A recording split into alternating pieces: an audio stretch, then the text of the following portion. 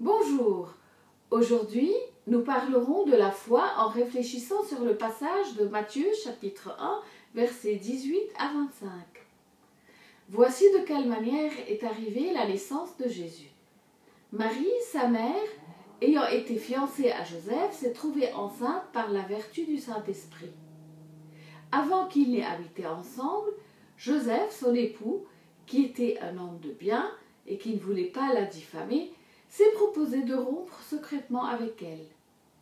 Comme il y pensait, un ange du Seigneur lui a apparu en songe et lui a dit « Joseph, fils de David, ne crains pas de prendre avec toi Marie ta femme, car l'enfant qu'elle a conçu vient du Saint-Esprit. Elle enfantera un fils et tu lui donneras le nom de Jésus. C'est lui qui sauvera son peuple de ses péchés. »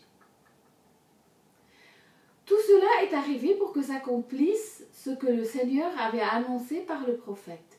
Voici, la Vierge sera enceinte, elle enfantera un fils, et on lui donnera le nom d'Emmanuel, ce qui signifie Dieu avec nous. Joseph s'étant réveillé, a fait ce que l'ange du Seigneur lui a ordonné, et il a pris sa femme avec lui, mais il ne l'a pas connue jusqu'à ce qu'elle ait enfanté un fils, auquel il a donné le nom de Jésus. Avez-vous déjà été dans une situation où vous ne saviez pas quoi faire?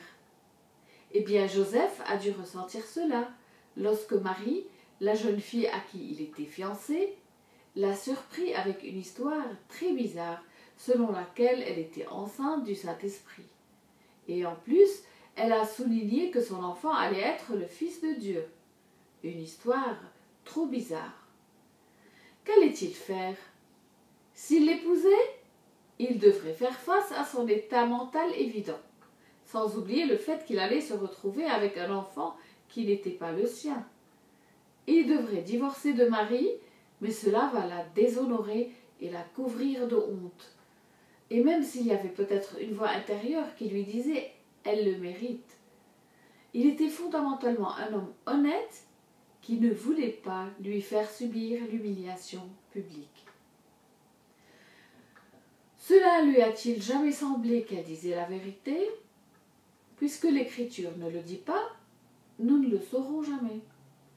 Mais nous pouvons comprendre son combat intérieur, n'est-ce pas? Nous pouvons comprendre ce qu'il pensait, ce qu'il ressentait. À sa place, aurions-nous pensé et ressenti différemment? J'en doute sincèrement. En tout cas, alors que Joseph sombrait dans un sommeil troublé, un ange lui apparut et lui dit que tout ce que Marie lui avait dit était vrai. Alors, il ne devrait pas hésiter à l'épouser. Dans la foi, Joseph a pris Marie pour épouse. Et maintenant, une question similaire se pose. Aurions-nous fait la même chose ?